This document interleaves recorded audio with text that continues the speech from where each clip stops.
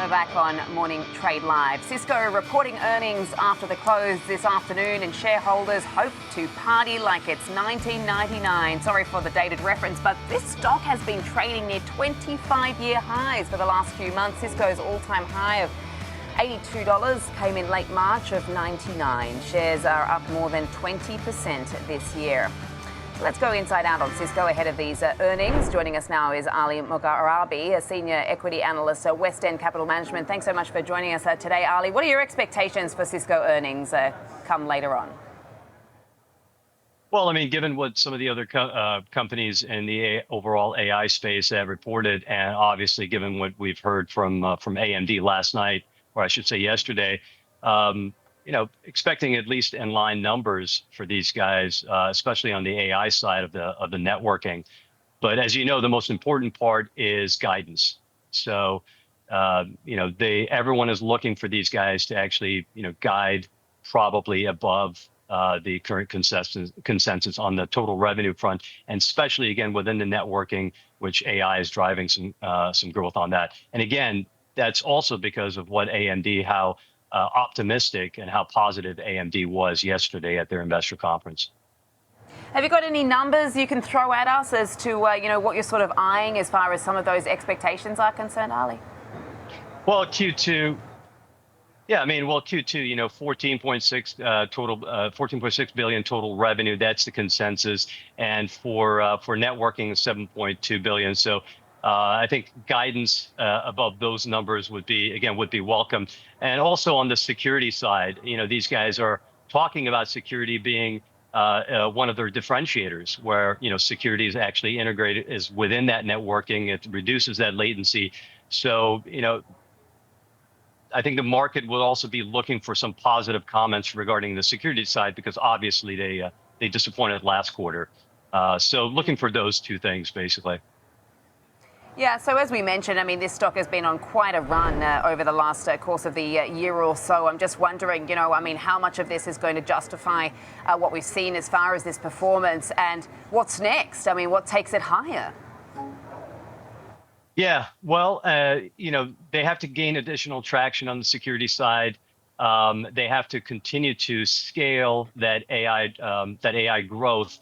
Because if you think about it, they're actually competing with the Nvidias, obviously Nvidia, but also with Arista Networks. And Arista is trading at a much higher forward PE multiple. So these guys do have to basically continue to see that AI networking revenue become a much larger portion of their total revenue. $1 billion from that 50 billion plus, that's not much. So they're going to have to gain traction on that front, and at the same time, they're going to have to address certain, competitive heightened that they're facing from Nvidia. I mean, Nvidia's acquisition in 2022 got itself into that networking, so now it's providing that entire, stack, including the networking. So Cisco has to somehow maneuver. And I think one way it can do that is its continuing presence on the enterprise networking side. So as enterprises continue to transition towards AI, this might give them some leverage, I think, in the short to medium term. But again, their main competition coming from Arista and Nvidia, that poses a lot of questions for Cisco. Okay, so I mean, what have you got to hear from this company to sort of reassure investors about that? I mean, as far as the competition is concerned, I know you say some of the metrics to look out for will be sort of on the AI and networking front as well. But what are the sort of other metrics are you going to be looking out for as far as, enterprise customers, etc.? Yeah, the AI networking is the most important part, and also on the security side. Again, they continue to talk about that security is their form of innovation, security integrated within that network to reduce latency. So we need to see growth, pretty good growth on the security side, because again, they disappointed last quarter. So those are the two main things we would be looking for, in addition to, of course, as I mentioned, the overall guidance for Q2. It needs to be above the consensus numbers that we talked about before. Awesome stuff. Okay, checking out the securities, what they have to say about that. We need to see some good growth numbers there. Ali, thank you so much for joining us here. That is Ali Mogharabi, who's the Senior Equity Analyst at West End Capital Management. Thank you for your time. Let's trade it now with Tom White, as always, host of Fast Market. Very good morning to you, Tom. How are you looking at an example trade for Cisco this morning?